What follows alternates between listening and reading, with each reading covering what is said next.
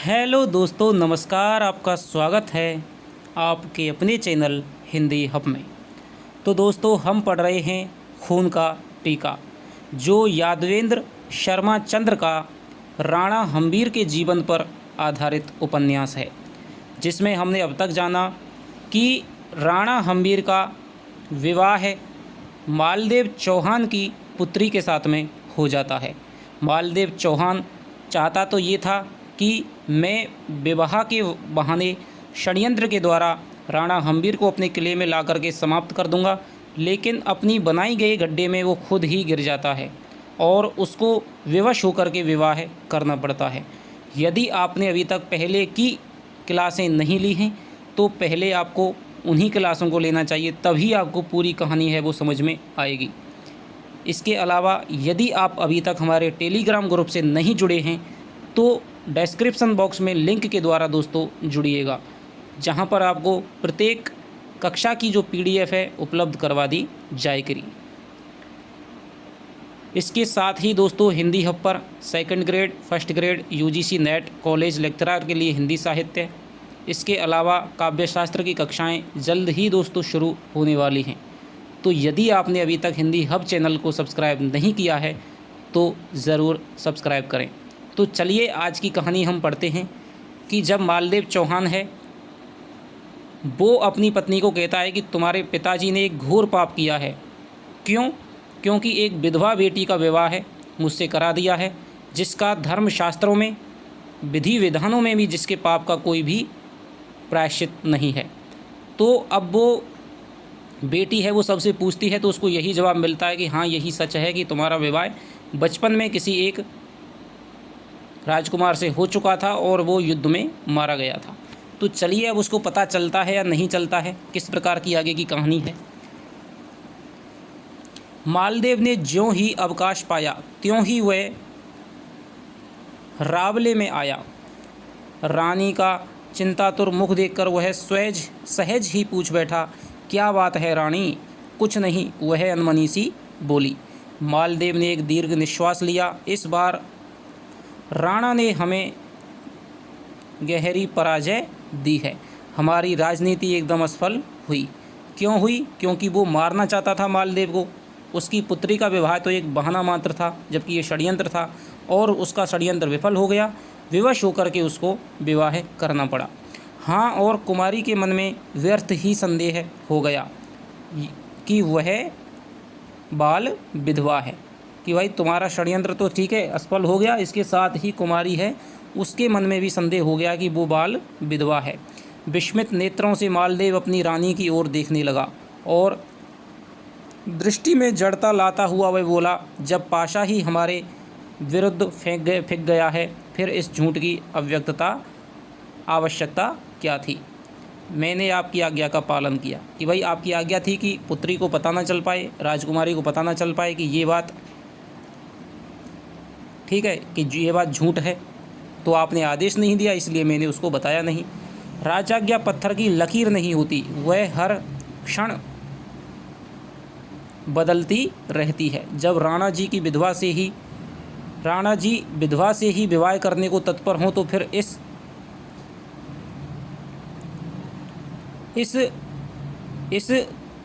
झूठ को प्रश्रय देकर के तुमने बेटी का व्यर्थ ही दुख दिया है। जब राणा जी ने स्वयं ही विधवा से विवाह कर लिया तो फिर तुम्हें बेटी को बता देना चाहिए कि भाई वो बाल विधवा नहीं है। स्त्रियों को इसलिए अधिक चतुर नहीं कहा है। रानी ने स्वभाव से बोला कि वह तनिक भी दूरदर्शियाँ नहीं होती हैं। मालदेव ने इसका कोई उत्तर नहीं दिया। उसने प्रचारका को आज्ञा दी कि वह राजकुमारी को बुला करके लाए। नववधू का चेहरा क्लांत और रक्तहीन था। दृष्टि में उसकी स्पष्ट चिंगारियां चमक रही थीं, यानी कि उसे अपने पिता पे क्रोध आ रहा था कि किस प्रकार उसके पिता ने मालदेव से बदला लेने के लिए उसकी बेटी को दांव बना करके उसका विधवा विवाह कर दिया, जबकि जो ये धर्मशास्त्रों और विधि विधानों के विरुद्ध घटना है। मालदेव ने क्षीण श्रांत कंठ से कहा, बेटी, हमसे एक बड़ी भारी भूल हो गई। नववधू ने शांत भाव से कहा, भूल राजनीतिज्ञों से नहीं होती, वह अवसर की प्रतीक्षा करते हैं और अवसर पाते ही सब कुछ दांव लगा देते हैं। नहीं नहीं, ऐसी बात नहीं है, बात यह है कि बीच में ही नववधू अमर्ष से लाल हो उठी। तिक्त स्वर में वह बोली, बात यही है कि अब मैं फिर विधवा नहीं हूँ। हाँ हाँ, नेत्रों में विस्मय लाकर मालदेव बोला, तुम सचमुच विधवा नहीं हो। यह विधवा का कथन एक राजनीतिक चाल थी, हम्मीर को बहकाने का बहाना था। तो यहाँ पर मालदेव है वो सच बात अपनी बेटी के सामने बोल देता है। हर व्यक्ति दूसरों के धोखा देने के लिए ऐसा ही कहा करता है। वह एकदम चिढ़ गई। आपको यह भली भांति विदित है कि सत्य तो आधारहीन नहीं होता, वह प्रतिबंध मुक्त होते ही प्रत्येक जिव्या पर आ विराजता है। मनुष्य ही नहीं, धरती का कण कण और अणु अणु उसका उद्घोष करता है और वह प्राणियों के अंतराल की गहराई में पूर्ण रूप से स्थापित हो जाता है। आपकी बात मैं मान भी लूँ, लेकिन जो और सारे नगरवासी हैं वो भी तो जानते हैं कि भाई मैं विधवा हूँ, तो फिर मैं आपकी बात का कैसे विश्वास करूँ। बेटी के तनिक दीर्घ भाषण पर मालदेव झल्ला उठा। वह रोषपूर्वक बोला, तुम अपना ही कहोगी या कुछ हमारा भी सुनोगी। मैं अब आपका कुछ भी सुनने को तैयार नहीं हूँ। मैंने आपका विश्वास करना छोड़ दिया है। आप पापी ही नहीं नराधम हैं। ठीक है, कि नराधम यानी कि नरों में, मानवों में अधम, मानवों में बिल्कुल के निम्न कोटि के। वह भावावेश में भर आई, फिर उसकी मुद्रा स्वयं पर केंद्रीभूत हो गई। सनई सनई जो कहा वह ऐसा लगा कि जैसे अपने आप को ही कह रही है। वह बोली, आप मानवीय संवेदनाओं के परे केवल राजनीति के चतुर निराधर्मी और पाषाण प्राणी हैं। आपका कोई अपना नहीं और कोई पराया नहीं। आप विवाह भी रचाते हैं तो किसी की हत्या के लिए, आप अर्थी का जुलूस भी निकालते हैं तो किसी के प्राण लेने के लिए। आपका हर कार्य स्वार्थ सिद्धि का प्रतीक होता है। आप राजनीति के स्वार्थ लोलुप आवर्तन में रहते रहते दूसरों की लालसा अभिलाषा को एक खेल समझने लगते हैं। आपका एक ही वस्तु से प्रेम है, वह है आपकी महत्वाकांक्षा। तो ये बात यहाँ पर निकल के आती है कि जो राजनीतिज्ञ होते हैं, कुटिल राजनीतिज्ञ होते हैं, उनके लिए राजनीति ही सर्वोपरि है। वो प्रत्येक चीज़ को, चाहे वो घर परिवार हो, ठीक है, चाहे कोई पराया हो, अपना हो, सबको दोस्तों राजनीति के इस भीषण खेल के अंतर्गत एक दांव लगा करके झोंक देते हैं। बेटी को इतनी भावुकता में देखकर मालदेव उसके सन्निकट आया, पास में आया। अब वह बहुत गंभीर था। उसके मस्तिष्क में अपनी बेटी के संदेह जनित आवेश को लेकर संघर्ष सा झंझा सा उठ गया था। उसने अपनी बेटी पर हाथ फेरना चाहा, किंतु राजकुमारी ने ऐसा नहीं करने दिया। वह दूर हट करके खड़ी हो गई। मालदेव का हृदय भरसा आया। विगलित स्वर में बोला, मैं तुमसे झूठ नहीं बोलता। शत्रु के विनाश के लिए रचा गया षड्यंत्र विफल हो जाने के बाद मुझे तुम्हारा विवाह अपने शत्रु के साथ करना पड़ा। यह विधवा संबोधन भी उस षड्यंत्र का एक अंग है। और अब मुझे वापस सुहागिन कहना क्या नया षड्यंत्र नहीं हो सकता? कि भाई तुम कह रहे हो कि हाँ ठीक है, मैंने षड्यंत्र रचा था विवाह का, वो असफल हो गया, फिर तुमने मुझे विधवा कहने का षड्यंत्र है वो रचा, तो अब फिर तुम मुझे सुहागिन कह रहे हो, तो ये भी एक षड्यंत्र हो सकता है ना। तुम्हारा कोई भरोसा नहीं किया जा सकता। पिताजी, मनुष्य बार बार मूर्ख नहीं बनाया जा सकता। मालदेव को अपनी बेटी पर क्रोध आ गया। वह फूंकार कर बोला, तुम्हें मुझ पर भरोसा नहीं, तुम समझती हो कि मैं सदा झूठ बोलता हूँ। मालदेव स्वयं कुछ आवेश में आ गया था। हाँ बेटी, एक चीख सी निकल पड़ी मालदेव के मुख से।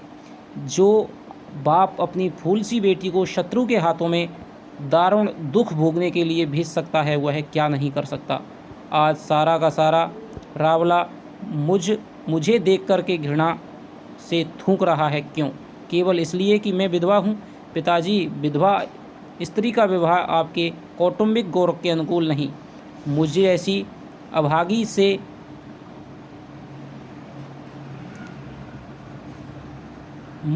अभागी के लिए वो उचित नहीं है, पर जो भाग्य में विधवा है उसे भोगना ही पड़ता है।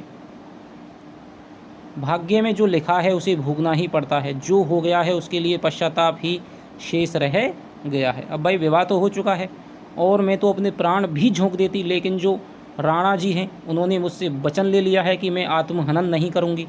तो अब मेरे पास केवल एक ही विकल्प है कि इस गलती का मैं पश्चाताप करूं। ठीक है, शायद मुझे फिर इस मरणोपरांत कुछ इससे मुक्ति मिल सके। मालदेव को बेटी के हठ पर क्रोध आया। उसने क्षण अपने धैर्य को खो बैठा। उसकी बेटी उसकी बात का विश्वास क्यों नहीं करती, यह सोचकर वह उद्विग्न हो उठा और क्रोध से लाल पीला होकर बोला, यदि तुम्हें मेरी बात पर विश्वास नहीं आता तो जा, तू विधवा है, विधवा। रानी ने बीच में अवरोध उत्पन्न किया, आपको धैर्य रखना चाहिए। धैर्य? मालदेव बड़बड़ाया, मैं धैर्य कैसे रखूं? तुम्हारी लाडली मेरी कुछ सुनती ही नहीं। कह दिया कि यह एक समय का खेल है, पर यह मानती ही नहीं। राजकुमारी ने कुछ नहीं कहा, वह कक्ष से बाहर हो गई। उसने जाते जाते अपने पिता की आवाज़ को सुना, जाती है तो जाने दे, उसके जाने से कौन हमारी ध्वजा टूट जाएगी। राजकुमारी एक पल के लिए रुकी, फिर हवा की तरह भागकर उन दोनों की आंखों से दूर हो गई। राजमहल के प्रदीप जल उठे। ढोलनियों के संगीत नृत्य के बाद हम्मीर ने उस कक्ष में प्रवेश किया, जिसमें नववधू 16 श्रृंगार करके भी निरंतर अश्रु वर्षा कर रही थी। उसके समीप लघु प्रदीप जल रहा था, जिसका हल्का प्रकाश उसके चाँद से सुंदर मुख पर पड़ रहा था। मखमली शैया पर चंपा, चमेली और गुलाब के फूल बिखरे हुए थे, जिनकी सौरभ से कक्ष महक रहा था। हम्मीर के चरणों की ध्वनि सुनते ही नववधू संभल गई। उसने अपने घूंघट का आवरण अपने मुख पर डाल दिया। अब उसने अपने अश्रु पोंछे और आंचल को ठीक किया। हम्मीर ने खखारा, यानी कि ऐसे किया। नववधू सकपका गई। हम्मीर ने समीप आकर उसके घूंघट को उठाना चाहा। नववधू कोमल स्वर में बोली, जरा रुकिए। क्यों? मुझे एक बात का सच्चा और सही उत्तर दीजिए, क्या मैं विधवा हूँ? नववधू ने स्वतः ही कुछ घूंघट उठा लिया। तो ये बात है। फिर वो हम्मीर से कहती है कि भाई मेरे पिताजी तो कह रहे हैं कि ये एक षड्यंत्र का हिस्सा है, आपने फिर कैसे मान लिया? क्या वास्तव में विधवा हूँ या नहीं हूँ? अब मुझे स्वयं ही संदेह हो गया है कि कौन सी बात सच है और कौन सी बात झूठ है। हाँ, हम्मीर ने बड़े विश्वास के साथ कहा। हालांकि वह उस समय ऐसा भी कहकर उसे सांत्वना दे सकता था कि वह विधवा नहीं है, पर उसने ऐसा नहीं किया। वह सत्य को और मजबूत करना चाहता था कि ताकि उसके मन में अपने बाप के प्रति प्रतिहिंसा उत्पन्न हो जाए। और आपने यह जानकर मुझसे विवाह क्यों किया? यह देव योग है, देवी माँ बरबड़ी की आज्ञा का पालन है। फिर हम्मीर ने अर्थ भरी दृष्टि से नववधू को देखा। आप कहते कहते रुक क्यों गए? फिर सभी तुम्हारे रूप यौवन की प्रशंसा करते थे। मैं भी चाहता था कि मेरी रानी अतुल्य रूप की देवी हो, उसके सौंदर्य पर मुझे गर्व हो। रानी, वैधव्य कोई ऐसा कलंक नहीं है जिसे अमिट कहा जाए, वह साधारण पाप है। भाई, स्त्री यदि विधवा हो गई तो इसमें स्त्री की क्या गलती है? इसमें तो उन नीतियों की, उन कानून विधानों की, उन धर्मशास्त्रों की गलती है कि जो एक विधवा को ये करार दे देते हैं कि अब तुम्हें जीवन भर इस वैधव्य के सहारे ही अपनी ज़िंदगी है गुजारनी पड़ेगी। यदि किसी का पति है, वो रण में मारा जाता है, शहीद हो जाता है, किसी कारणवश से रोगवश मृत्यु हो जाती है, तो बताइए फिर उसका दंश स्त्री को क्यों झेलना पड़े? उसे क्यों जौहर में जलना पड़े? उसे क्यों चिता के साथ में कूदना पड़े? और उसे क्यों वैधव्य के सहारे अपना पूरी ज़िंदगी है गुजारनी पड़े? पहले छोटी छोटी उम्र में स्त्रियों का विवाह हो जाता था। 10 साल में, मान लीजिए 8 साल में किसी का विवाह हो गया और उसका पति है वो मर गया, तो 8 साल से 80 साल तक की ज़िंदगी, दोस्तों बताइए कितनी कठिन बात थी, कितनी एक कुप्रथा कह लीजिए, ठीक है। इस प्रकार का ज़िंदगी गुजारना कितना पीड़ादायक और कितना अकेले की अनुभूति देता होगा, तो ये आप दोस्तों थोड़ा सा सोच सकते हैं। साधारण पाप है? नववधू के मुख से अर्थात निकला। हाँ, यह साधारण पाप है। तुम्हारा विवाह उस समय हुआ जब तुम नादान थी। वह अज्ञानता तुम्हारे महापाप को साधारण पाप कर देती है और उसका प्रायश्चित तुम आसानी से कर सकती हो। कैसे?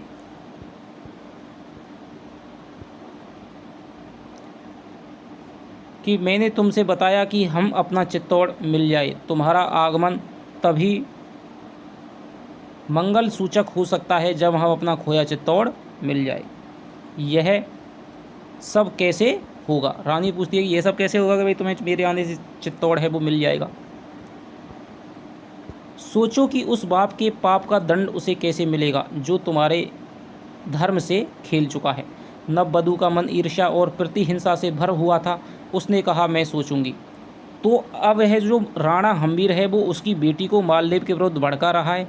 भाई, तुम्हारे पिताजी ने तुम्हारा धर्म भ्रष्ट कर दिया, ठीक है, तुम हम विधवा थी फिर भी तुम्हारा विवाह मेरे साथ कर दिया। तो अब इसका प्रायश्चित है वो तभी हो सकता है जब चित्तौड़ मुझे मिल जाएगी, यानी कि तुम चित्तौड़ को दिलाने में मेरी सहायता करो अपने बाप के विरुद्ध। तो ये बात है, वो यहाँ कूटनीतिक चाल है, राणा हम्मीर चलता है। हम्मीर के अधरों पर वही कुटिल मुस्कान थिरक उठी जिसमें उसके राजनीति के दांव पेच भरे थे। तो यहाँ पर हम्मीर है वो सोनगरा रानी को अपना षड्यंत्र का हिस्सा बना रहा है और वो मालदेव के विरुद्ध भड़का रहा है कि अब तुम अपने मालदेव के अपने पिता के विरुद्ध जाकर के चित्तौड़ को हमें दिलाने में सहायता करो। नववधू ने तब गहरा मौन धारण कर लिया। हम्मीर ने उसे स्पर्श करना चाहा पर उसने ऐसा नहीं करने दिया। वह शैया पर गंभीरता धारण करके चुपचाप बैठ गई। हम्मीर हवा से कांपता हुआ दीपक की लौ को देख रहा था। सोच रहा था वह एक विधवा को चित्तौड़ के राज्य सिंहासन पर बिठाकर कोई अनर्थ तो नहीं कर रहा है। तभी उसे बड़बड़ी के वचनों की याद हो आई और उसने विधवा विशेषण पर विचारना ही छोड़ दिया। वह शैया पर लेट गया। नववधू के बड़े बड़े नयनों से संघर्ष की रंग बिरंगी लपटें जल रही थीं। अप्रत्याशित वह बोली, आपका कुल देवता शिव है ना? परम देव शिव से दो तत्व प्रकट हुए, शिव और शक्ति। मैं शक्ति हूँ निषेध रूपा, वह निषेध तत्व ही नारी है। जो अपने आप को उत्सर्ग और बलिदान करने की भावना रखती हो वही नारी है। तो इसमें नारी क्या बताया गया है कि जो उत्सर्ग, जो त्याग कर सके, जो बलिदान कर सके वही तो नारी है। जो अपने अस्तित्व को विस्मृत करके दूसरों की रचना की तन्मय हो वही नारी है। यानी कि दोस्तों, जब एक माँ है अपने बेटे को जन्म देती है तो वो सब कुछ भूल करके, अपने आप को भूल करके, अपने जीवन मृत्यु को भूल करके, संसार को भूल करके वो एक नया जीवन है उसको जन्म देती है। तो अपने को सर्वस्व को त्याग करके वो दूसरों की ज़िंदगी में खुशियाँ लाती है, दूसरे के जीवन का पोषण करती है। तो ये दोस्तों एक नारी को महिमा मंडित करता है। जो स्वयं को कलंकित करके दूसरों को पाप से मुक्ति दिलाने में रत हो वही नारी है। जो अपने रोम रोम को बंदी बनवाकर दूसरों के पोषण की प्रबल इच्छुक हो वही नारी है। उस नारी की सौगंध खाकर कहती हूँ कि मैं आपकी हूँ, संपूर्ण रूप से आपकी हूँ। बस इतनी सी विनती है कि आप भी मुझे पिता की भांति राजनीति का हथियार ना बनाइए। हम्मीर ने उसे अपने आलिंगन में लेते हुए कहा, नहीं नहीं,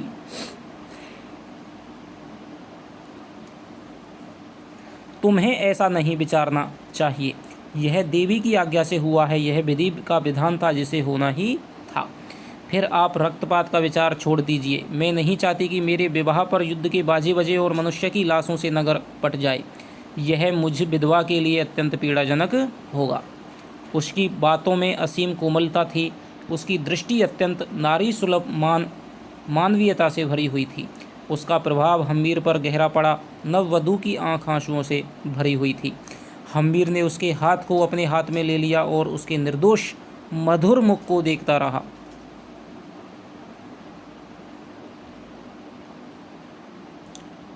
मैंने सुना है कि आपने गढ़ को चारों ओर से घेर लिया है। भाई हम्मीर जो 500 घुड़सवार लाया था और जो बरबड़ी का बेटा था बारू, उसने 500 घुड़सवार की सेना के साथ में जालोर के किले को पूरी चारों तरफ से घेराबंदी कर ली थी। वह पुनः बोली, आपके पास अजय शक्ति है जिसके द्वारा आप इस नगर को शमशान बनाना चाहते हैं, पर ऐसा करना परिस्थिति अनुकूल ना कहलाकर यह भ्रम पैदा करेगा कि एक विधवा के विवाह पर इसके अतिरिक्त और क्या हो सकता था। भाई मान लीजिए कि अब आप आक्रमण कर देंगे तो सारी जो जनता है वो यही कहेगी कि जब राणा हम्मीर को पता चला कि विधवा से विवाह किया है तो वो तैश में आ गया और उसने मालदेव के साथ में इस प्रकार की घटना कर दी। हम्मीर द्रवित हो उठा, बोला, रानी, मैं तुम्हें समस्त हृदय से प्यार करता हूँ। जहाँ तक युद्ध और विनाश का प्रश्न है तुम निशंक रहो। दोष के लिए मैं विवश हूँ। मैं तुम्हारे पिता को उसकी करनी का दंड ज़रूर दूंगा। उसने मुझे मारने का नाटक रचा, फिर मैं उसे कैसे क्षमा कर सकता हूँ। देखिए, मैंने आपसे एक बार नहीं 1000 बार विनती की है कि कभी आप संग्राम ना कीजिए। ऐसा करना सचमुच मेरे लिए महा दुख का कारण हो जाएगा। कदाचित मैं आत्महत्या ही कर लूं। रानी, हल्की चीख निकली हम्मीर के मुख से। आपकी देवी माँ भविष्यवक्ता हैं। वह भविष्य के प्रकाशमान और अंधकार दोनों पलों को जानती हैं, पर मैं तो इतना ही जानती हूँ कि मैं अपवित्र हूँ। पर मुझे स्थान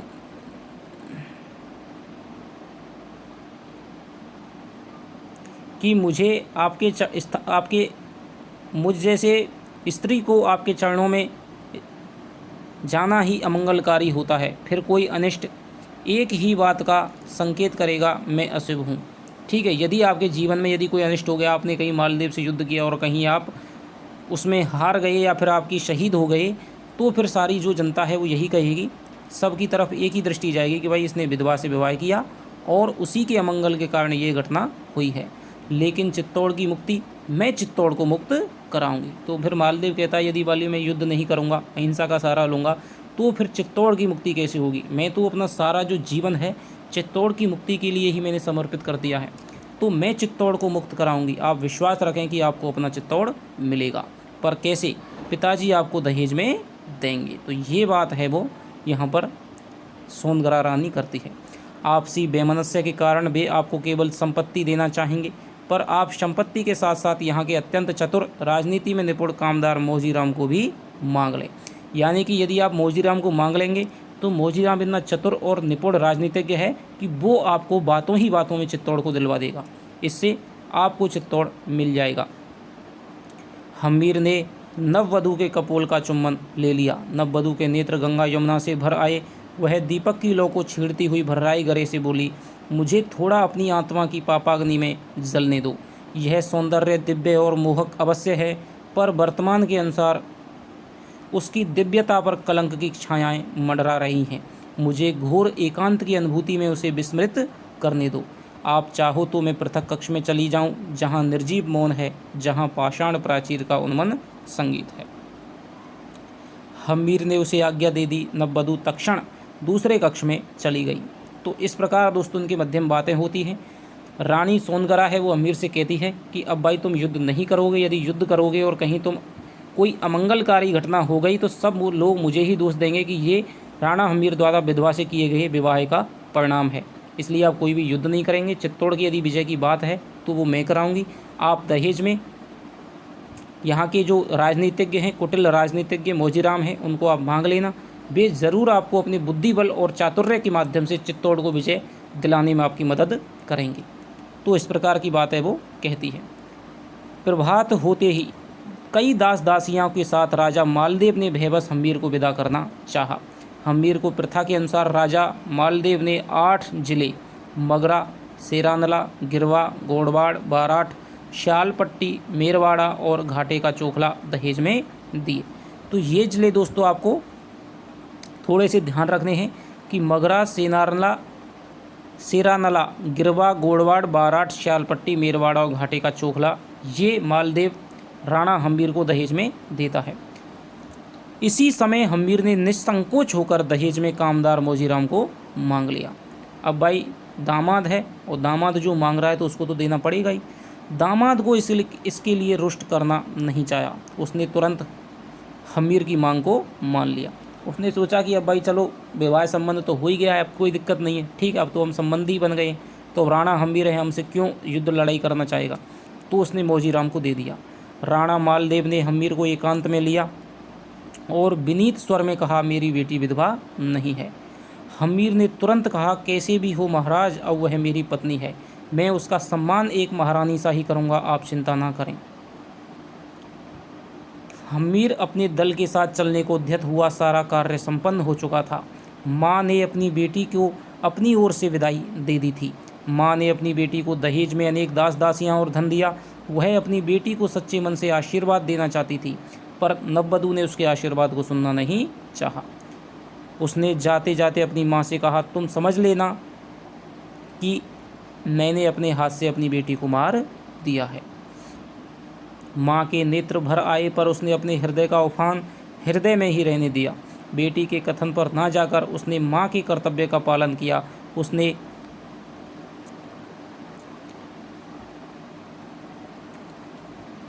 उसने बेटी को गले से लगाया और अब भरी विदाई दे दी। इधर विदाई का कार्यक्रम हो रहा था, उधर अनग सिंह राणा हम्मीर को बार बार कह रहा था, अब जाते जाते जालौर को विनष्ट कर दिया जाए। शत्रु पर दया और उदारता दिखाने का मतलब है आपको अपने आप को निर्बल करना है। अनग सिंह इस बार राणा हम्मीर को फिर से कह रहा है कि भाई अब हम जा ही रहे, विवाह तो हो गया ही है। अब जालौर को भी हम नष्ट करते हैं जिससे कि ये शक्ति है इसकी कम हो जाए मालदेव की, और फिर हम चित्तौड़ को जीतने में आसानी हो सकेगी। हम्मीर ने अनंग सिंह को कठोर शब्दों में विरोध किया कि मैं इस प्रकार का कृत्य करने को तैयार नहीं हूँ। मैं जालौर पर रक्त की एक भी बूंद नहीं बहने दूंगा। अनंग सिंह क्रोधित हो गया। आप सदा राजपूती दंभ और आन बान में ऐसे काम कर देते हैं जो राज्य के लिए घातक सिद्ध होते हैं। राजपूतों के पराक्रम का इतिहास भी तभी तक जिंदा है जब तक उनमें यह उदारता और शत्रु को बार बार छोड़ने का साहस है। यानी कि आपको पता है कि राजपूतों की सदा से ये नीति रही थी, जैसे कि रावल रतन सिंह की रही थी, पृथ्वीराज चौहान की रही थी, ठीक है, कि ये एक बार जीत करके अपने शत्रु को इनकी उदार इतना थी, ठीक है, कि अपने शत्रु को ये छोड़ देते थे, क्षमा दान कर देते थे, और ये क्षमा ही उनके लिए उनकी हार खा पराजय का, उनकी मृत्यु का कारण बनती थी, ठीक है। तो यही बात अनंग सिंह कह रहा है कि आप तो राजपूतों की जो धर्म उदारता की नीति है ना, इसको अपना रहे हैं, तो ये तुम्हारे अपने आप को ही निर्बल कर रहे हैं। हमारा धर्म सबसे पहले दया करना ही सिखाता है। अनंग सिंह का मन इस कथन के खोखलेपन से जल उठा।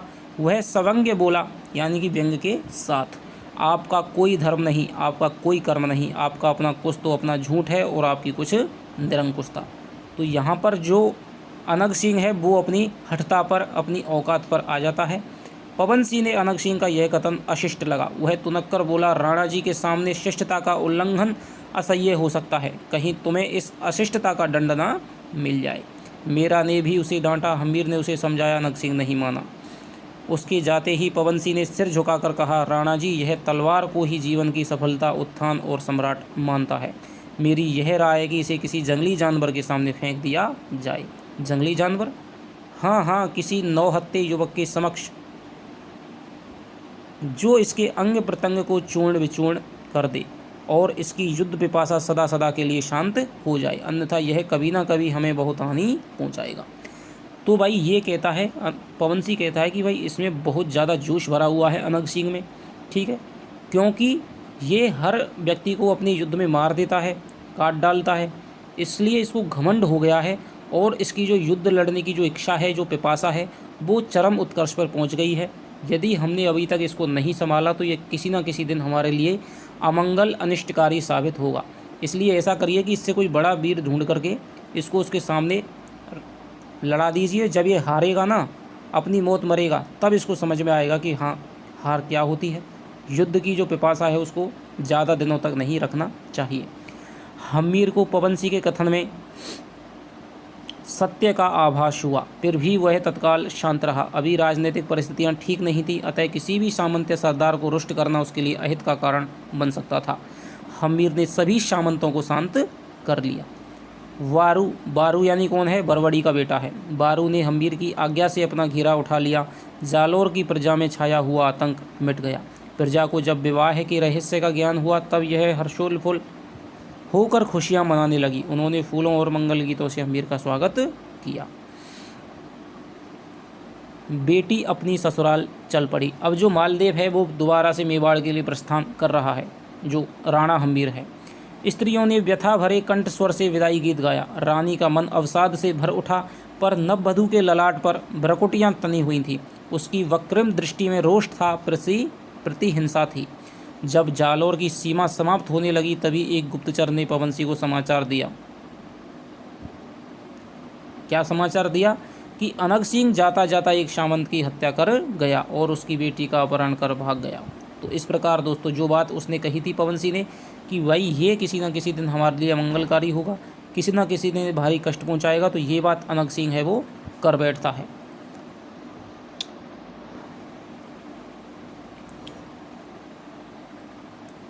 तो ये बात दोस्तों, इसका अगला जो अध्याय है यानी कि 15, चैत्र का नया वर्ष लगा। नवीन वर्ष के आगमन से कैलवाड़ा में संघर्षरत राजकीय सामंत और भील प्रजा में नए जोश और इतिहास की झलक दिखाई दी। कैलवाड़ा में बैठा हुआ है राणा हम्मीर। लोग क्षण भर के लिए जीवन की सभी विषमताओं को विस्मृत करके कुल देवता एकलिंगेश्वर से प्रार्थना करने लगे कि यह वर्ष हमारे लिए मंगलदायक हो।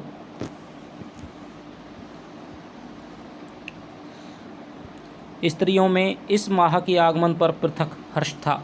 उनकी गणगौर आने वाली थी। वे झीने रंग बिरंगे वस्त्र पहनकर पाँवों की झांझरा को झंझनाती हुई इधर उधर गणगौर के उत्सव की चर्चा करने में निमग्न जान पड़ती थी। राजनीतिक स्थिति भी सुलझी हुई थी। युद्ध की विभीषिका का भय कम हो चला था। हर क्षण हृदय को जलाने वाली आग कुछ ठंडी पड़ गई थी। साधारण जनता का विश्वास था कि राजा मालदेव ने अपनी बेटी राणा जी को ब्याही है, अतः अब वे उसके साथ में घात नहीं कर सकते, उनको अधिक तंग नहीं कर सकते। तो प्रजा में इस बात का उल्लास है। चैत्र वर्ष का नया साल है वो लग चुका है और इसके अलावा गणगौर का त्यौहार भी है, इसलिए सब तरफ से केलवाड़ा में खुशियां हैं वो दिखाई दे रही हैं। वर्षों के बाद में श्रांत क्लांत प्रजा ने नव वर्ष उल्लास की उर्मियों का आविर्भाव हुआ। ठीक है, उत्पीड़न का यानी कि आंतरिक उत्पीड़न को सुख की लहर मिली। रक्त स्नान में आकंठ यानी कि कंठ तक डूबा हुआ जीवन क्षितिज सागर से प्रत्यूष बेला में उदित होते भास्कर भगवान की भांति उन्मादित और प्रमुदित होने लगा। सामान्य प्रजा ने युद्ध रूपी अजगर की विषाक्त फुतकारों से दूषित पवन वीचियों में अपरिसीम संतोष की सांस ली। यानी कि अब तक जो युद्ध रूपी जो भय था उसकी फुफकारें हैं वो पवन में मिल गई, यानी हवा में मिल गई थी, जिसमें सांस लेना भी दुष्कर लग रहा था। लेकिन अब युद्ध का कोई भय नहीं था, सारे तरफ खुशियाँ थी, बहारें थी। ठीक है, तो अब प्रजा ने राहत की हुई सांस ली। आनंद, उत्साह और संतोष यहाँ की जनता में दिखाई दे रहा था। राजा ज्योतिषी ने नूतन वस्त्र धारण करके राणा जी को नया पंचांग भेंट करते हुए कहा, यह वर्ष आपके लिए अति लाभदायक और शुभ होगा, यानी कि आप इसी वर्ष में चित्तौड़ को फतेह करेंगे। हम्मीर ने ज्योतिषी को दक्षिणा दी। उपस्थिति ने राणा जी की जय जयकार की। हम्मीर ने सभी सामंतों एवं सरदारों को पुरस्कार बांटे। पवन सिंह, मीरा, अनग सिंह और कामदार मौजीराम को पुरस्कार देते हुए हम्मीर ने उससे चेतावनी के स्वर में कहा, कामदार जी, आज से इतना ही याद रखें कि अब से आप चित्तौड़ के रक्षक और हितैषी हैं, इसलिए कोई भी चाल चलने की कोशिश मत कीजिएगा। आप अब राजा मालदेव के नहीं, राणा हम्मीर के चाकर हैं।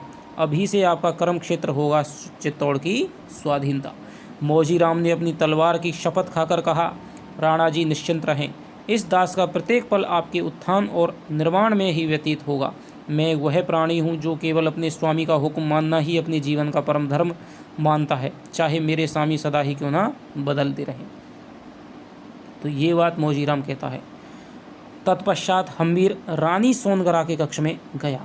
कक्ष के अग्र प्रकोष्ठ में रानी सूर्य देवता के समक्ष केसरिया रेशमी पावन वस्त्रों से सज्जित अर्चना वंदना कर रही थी। उसके घने काले दीर्घ कुंतल यानी बालों में कटी प्रदेश तक फैले हुए थे, कमर तक उसके बाल फैले हुए थे। उसके सुकुमार मुख पर ओज था। हम्मीर विचारहीन सा इसे कुछ देर तक देखता रहा।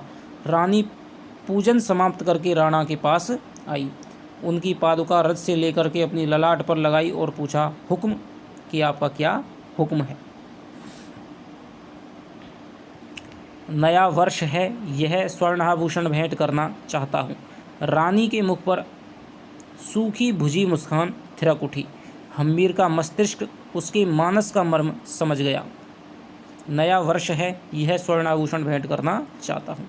रानी के मुख पर सूखी भुजी मुस्कान थिरक उठी। हम्मीर का मस्तिष्क उसके मानस का मर्म समझ गया। रानी हीन भावना और संस्कारों के विपुल संघर्ष में अपने आप को अत्यंत पीड़ित कर रही है। अतः हम्मीर स्नेह सिक्त स्वर में बोला, तुम्हें अपने अतीत को बिल्कुल भूल जाना चाहिए और एक वृक्ष की नूतन कली की तरह नए जीवन में अपने आप को विस्मृत कर देना चाहिए। कि भाई अब तुम्हारा जो भी अतीत है, तुम्हारी जो पिछली जो बातें हैं, उन सबको भूल करके तुम्हें एक नया जीवन का शुभारंभ करना चाहिए। अपनी कायाकल्प करने की चेष्टा प्रचेष्टा मैं बहुत करती हूँ। सोचती हूँ कि उस स्वामी के महान चरणों में अपना जीवन उत्सर्ग कर दूँ, उसने एक एक पल में सावन की मस्ती भर दूँ, पर मुझसे ऐसा नहीं होता। मुझे हर पल अपनी आत्मा प्रताड़ना देती है। यह याद दिलाती है कि तुमने क्षत्राणी का गौरव विस्मृत करके अपने को पाप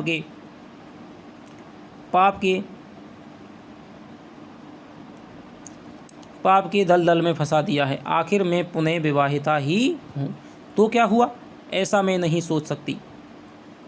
फिर राणा हम्मीर कहते हैं कि तू बड़ी भोली है। अगाध प्रेम से रानी को अपनी बाहुओं में लेकर हम्मीर धीरे धीरे बोला, तेरी आत्मा बड़ी निर्मल और शुद्ध है, उस पर पाप और कपट की स्पष्ट छायाएं तक नहीं हैं, फिर भी तुम इतनी चिंतातुर और दुखी हो रही हो, ऐसी बात नहीं है। अपने शास्त्रों में स्त्री का दोबारा विवाह खुले रूप में होता था। व्यास की माँ सत्यवती का विवाह एक बार नहीं 2 बार हुआ था।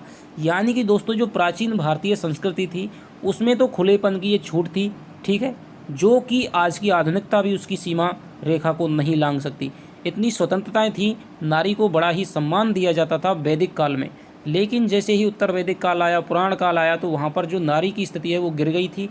नारी को केवल भोग्या समझे जाने लगा था, जबकि वैदिक काल में नारी को देवी का स्थान दिया जाता था, ठीक है। दुर्गा है, शक्ति है, और आपके सरस्वती है, लक्ष्मी है, धन, बुद्धि, सब कुछ नारी के लिए भेंट किया गया था, ठीक है। तो नारी की पूजा होती थी, प्रकृति को भी नारी का रूप माना जाता था, ठीक है। गाय की दोस्तों पूजा होती, जब जो संस्कृति गाय को अपनी माता मानती हो तो सोचिए वो नारी को कितना सम्मान देगी, ठीक है।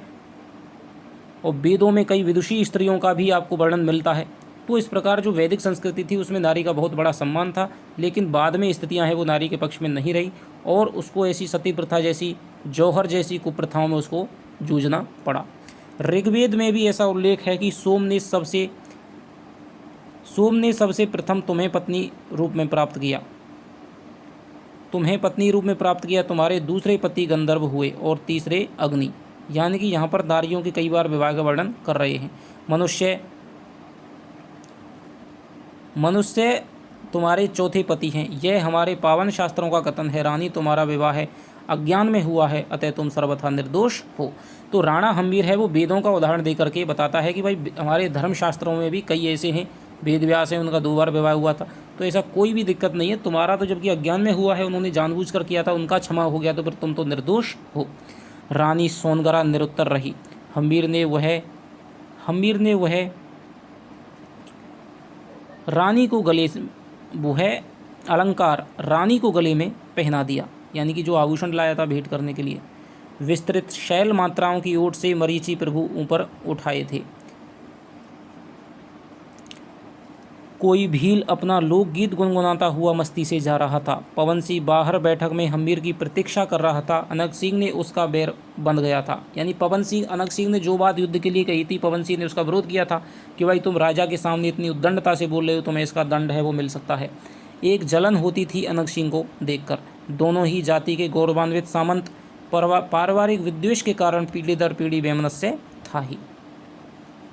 हम्मीर के कठोर स्वभाव के कारण दोनों बोलते नहीं थे, फिर भी एक दूसरे को नीचा दिखाने के लिए प्रयत्नशील रहते थे। चाहते थे कि दोनों में एक की समाप्ति हो जाए। पवन सिंह हम्मीर के हुक्म का सर्वस्व न्यौछावर करना चाहता था और अनग कभी कभार हम्मीर की आज्ञा की अवज्ञा भी कर देता था। वस्तुतः उसे युद्ध में आनंद आता था। युद्ध उसके मस्तिष्क में साधारण योद्धा के विपरीत युद्ध का उन्माद छाया रहता था। हर घड़ी और हर पल वह युद्ध के अतिरिक्त कुछ भी चर्चा नहीं करता था। जीवन में अनेक कर्म कर्तव्य थे, पर अनग को किसी से कोई वास्ता नहीं था। उसे केवल युद्ध की भीभत्स वार्ताओं को सुनने की इच्छा रहती थी। उसकी प्रवृत्ति में हिंसात्मक द्रोह की बू आती थी। तो यहाँ पर अनग सिंह जो ऐसा पात्र है दोस्तों, जैसे हर समय युद्ध चाहिए, उसे मारने काटने के लिए, लड़ने के लिए हर समय कोई ना कोई चाहिए। उसका ज्येष्ठ पुत्र और पत्नी भी उसे आतंकित रहने लगी थी। दोस्तों जिसकी भावना यदि बाहर नहीं निकल पाएंगी ऐसे व्यक्ति की, तो वो घर में निकालेगा, पत्नी को मारेगा, बच्चों को मारेगा, वहाँ पर अपना आतंक है वो जमाएगा। और वह पवन सिंह को देख करके उत्तेजित हो जाता था। तब वह सामंती मर्यादाओं का उल्लंघन करके पवन सिंह को कट्टर शत्रु की भांति ललकारने लगता था और उसे अपमान सूचक नामों से संबोधित करता था। बात बात पर वह म्यान से अपनी तलवार निकाल लेता था और प्रहार करने को तत्पर हो जाता था। पवन सिंह ने कई बार उसे समझाया, उसके प्रयोजनहीन उग्र मनोवृत्ति से परिचित कराया, किंतु अनग को बस एक ही बात की लगन थी, पवन सिंह अपने धैर्य को लेकर उससे द्वंद्व युद्ध कर ले। उसे हमेशा दोस्तों यही थी कि कभी ना कभी पवन सिंह वो द्वंद्व युद्ध कर ले और मैं इसे कैसे धूल चटाऊँ। विवश हो पवन सिंह ने हम्मीर के सम्मुख सभी स्थिति को रखना चाहा। कल रात्रि के समय सामंत चेत सिंह के डेरे पर पात्रों के नृत्य में अनग सिंह ने पवन सिंह का अपमान कर दिया था। यानी कि सामंत चेत सिंह का डेरा था, ठीक है, और वहाँ पर पात्रों के नृत्य में यानी नृत्य गान चल रहा था। अनंग सिंह ने पवन सिंह का अपमान कर दिया था। जब वह पात्र को कुछ सिक्के देने लगा तब अनंग सिंह ने उसे मना कर दिया। वह बेचारी अनंग सिंह की विकराल आकृति देखकर चुप हो गई। पवन सिंह विष का घूंट पी करके रह गया। क्रोध उसे भी बहुत आया, पर श्रेष्ठ आयोजन में व्यर्थ का रक्तपात ना हुआ, अतः मौन रहा। लेकिन उसे समस्त रात्रि निद्रा नहीं आई। वह विचलित सा एक एक क्षण व्यतीत करने लगा, मानो मनोद्वेगों की तीव्रता के मारे कभी कभी उसके चरण इतने शिथिल हो जाते जैसे उसमें जरा भी शक्ति नहीं है। प्रभात हुआ और वह हमीर की सेवा में उपस्थित हुआ। यानी कि अब उसे लग गया कि भाई अनंग सिंह है, ये हमारी राह का अब सबसे बड़ा कांटा है। ये एक ऐसा तीर है जो हमारे तरकश में है, लेकिन हम पर ही कभी भी चल सकता है। प्रहरी द्वारा तो उसने सोचा कि कोई ना कोई इसका उपाय करना चाहिए, और इसी उपाय को लेकर के वह राणा हम्मीर की मंत्रणा करने के लिए पहुंचता है। प्रहरी द्वारा उसके आगमन के समाचार पाकर हम्मीर ने त्वरापूर्वक उसे भेंट करने का आश्वासन किया। मांगलिक बेला में हम्मीर के कुछ काल अर्चना वंदना में व्यतीत होते थे। वह सूर्य देवता की प्रथम पूजा करता था। तो ये आपको दोस्तों याद रखना है कि राणा हम्मीर है वो किसकी पूजा करते थे? सबसे पहले सूर्य देवता की, क्योंकि जो मेवाड़ का जो वंश है वो सूर्यवंशी है। एकलिंगेश्वर महादेव शिव की, ठीक है, शिव उनके कुल देवता हैं। तत्पश्चात कुल देवता की, यानी कि पहले तो सूर्य की करते थे, सूर्यवंशी हैं, और उसके बाद में वो शिव की उपासना करते थे। इन सब कामों से निवृत्त होकर के वह पवन सिंह के पास आया। पवन सिंह ने उठकर उसका अभिवादन किया। हम्मीर ने गंभीर मुस्कान से उसका स्वागत किया, किंतु मधुर स्वर में बोला, आगमन का कारण ठाकुर साहब। पवन सिंह कुछ नहीं बोला। उसका मस्तिष्क नत हो गया और नेत्रों में अवसाद की छायाएं तर उठी। अब चुप क्यों हो? निवेदन है कि मैं आपके अनेक अनुरागों से उपकृत हूँ। आपने इस बूढ़े पवन सिंह को पवन सिंह का पद प्रदान किया है, किंतु आपके इस आज्ञाकारी और स्वाभिमान चाकर से कोई अनर्थ हो, इससे पूर्व वह अपनी प्रत्येक वास्तविकता से विज्ञ कराना चाहता है। पवन सिंह एक पल के लिए रुका और पुनः बोला, अनंग सिंह के कारण मैं अत्यंत विचलित हूँ, मैं अत्यंत पीड़ित हूँ। बार बार अपमानित और लांछित होकर कोई भी क्षत्रिय जीवित नहीं रह सकता है। वस्तुतः विश्वास के विषाक्त वातावरण में वह सांस लेने का आदि नहीं होता। फिर भी वह सब कुछ सहन कर सकता है कि अनंग सिंह मैं कैसे सहन कर सकता हूँ कि अनंग सिंह बार बार अपमान करे और मैं मौन बैठा रहूँ। प्रत्येक गतिविधि की एक पराकाष्ठा होती है, आखिर मैं भी क्षत्रिय हूँ। तो अनंग सिंह कहता है कि भाई वो पवन सिंह कहता है कि बार बार अनंग सिंह मेरा अपमान करता है और मैं क्षत्रिय हूँ। तो एक सीमा होती है और वो अपनी सारी सीमाएं, सारी हदें पार कर चुका है। अब मेरा जो क्षत्रिय धर्म है वो मुझे ललकार रहा है कि तुम्हें अनंग सिंह का प्रतिरोध करना चाहिए, लेकिन इससे पहले मैं सारी बातें, मुझसे कोई अनर्थ हो जाए, इससे पहले मैं आपको बता देना चाहता था। हम्मीर ने विनम्रतापूर्वक कहा कि आपका कथन औचित्यपूर्ण है, किंतु जो उद्भ्रांत है उसका क्या उपाय हो सकता है? यदि वह उद्भ्रांत है तो उसे किसी भी कक्ष में बंद कर देना चाहिए। उन्मादग्रस्त, उद्भ्रांत तथा उद्दीप्त स्वभाव वाले प्राणियों को साधारण जनजीवन में रहने का अधिकार क्यों दिया जाता है? क्या वे जनजीवन को आपदा में नहीं ढकेल सकते? लेकिन पवन सिंह, आप ये अच्छी तरह जानते हैं कि अभी हमारी ऐसी स्थिति नहीं है हम किसी सामंत को रुष्ट करें। ऐसा करना हमारे लिए घातक सिद्ध हो सकता है। अपने शब्दों पर जोर देकर वह पुनः बोला, अभी हमें वैयक्तिक रूप से विचार न कर समस्त जन्मभूमि को लेकर सोचना चाहिए। कहीं ऐसा ना हो कि ग्रहधाय से मातृभूमि की मुक्ति ही विलीन हो जाए। भाई अब हमें केवल चित्तौड़ की स्वतंत्रता के लिए सोचना चाहिए। ऐसा नहीं हो कि हम आपस में लड़ मरें, और जो मेवाड़ की चित्तौड़ की स्वतंत्रता का जो सवाल है वो कहीं फिर हमसे छूट जाए और हम आपस में लड़कर ही मर जाएं। मातृभूमि के लिए मैं अपने प्राण भी उत्सर्ग कर सकता हूँ। राणा जी, गौरवमयी मृत्यु महाजीवन होती है, लेकिन अपमानित जीवन मृत्यु सदृश होता है, और क्षत्रिय अनाहत जीवन से समादृत मृत्यु अधिक पसंद करेगा। यानी कि जो क्षत्रिय है वो एक गुलाम भरी जिंदगी से, ठीक है, एक कष्ट भरे अपमानित जीवन से आदर के साथ में जो मृत्यु मिलती है, वीर की जो गति प्राप्त होती है, उसे अधिक पसंद करता है। यही सच्चे क्षत्रिय के लक्षण हैं। हम्मीर क्षण भर के लिए ही पवन सिंह के तमतमाए मुख को देखता रहा। उसके नेत्रों में स्फुलिंग की चमक थी। आंतरिक व्यथा उसके युगल नेत्रों में स्पष्ट लक्षित हो रही थी। हम्मीर ने पवन सिंह को आश्वासन दिया कि भविष्य में अनग सिंह तुम्हें कुछ भी नहीं कहेगा। पवन सिंह अभिवादन करके लौट आया। तो ये बात दोस्तों यहाँ पर हमने यहाँ तक इस अध्याय में हमने दोस्तों पढ़ी कि किस प्रकार है विवाह करके वो रानी को लेकर के आता है और अनग सिंह किस प्रकार से पवन सिंह के बीच में विद्रोह का कारण बनता है और दोनों के मध्य में टकराव होता रहता है। पवन सिंह इस बात को लेकर के राणा हम्मीर के पास में जाता है। राणा हम्मीर उसको ये आश्वासन देता है कि पहले हमें स्वतंत्रता के बारे में सोचना चाहिए, उसके बाद में हम तुम्हारा विचार करेंगे। अब के बाद में तुम्हें अनग सिंह कभी भी कोई भी चिंता नहीं देगा, कोई भी अपमान आपका नहीं करेगा। तो यहाँ तक दोस्तों आपको लगता है कि कक्षाएं अच्छी हैं, आपको मज़ा आ रहा है, पसंद आ रही हो तो दोस्तों कमेंट के माध्यम से हमें बताएं। और यदि कोई दोस्तों आपका सुझाव हो तो फिर भी कमेंट के माध्यम से हमें बताएं खुले मन से, और मैं आदरपूर्वक उसको दोस्तों जवाब देने की और उसको अपने जीवन में अपनाने की कोशिश करूंगा। कोई भी यदि आपको कमी लग रही हो कक्षाओं में तो आप उसे दोस्तों सुझाव दें। आपके सुझावों के माध्यम से ही हम अपने परिवार को, अपनी क्लासों को, कक्षाओं को, अपनी मेहनत को और अच्छा बना सकते हैं। तो आशा करता हूं कि आपको कक्षाएं पसंद आई होंगी। यदि आपको पसंद आई हैं तो कृपया दोस्तों लाइक किया करें, चैनल पे यदि नए हैं तो सब्सक्राइब करें। तो चलिए आपके मिलता हूं अगली कक्षा में यहाँ से आगे की कहानी के साथ में कि अब किस प्रकार से वो अपनी योजनाएं बनाएंगे और चित्तौड़ पर विजय प्राप्त करेंगे। तो तब तक के लिए दोस्तों बाय बाय, जय हिंद, जय भारत।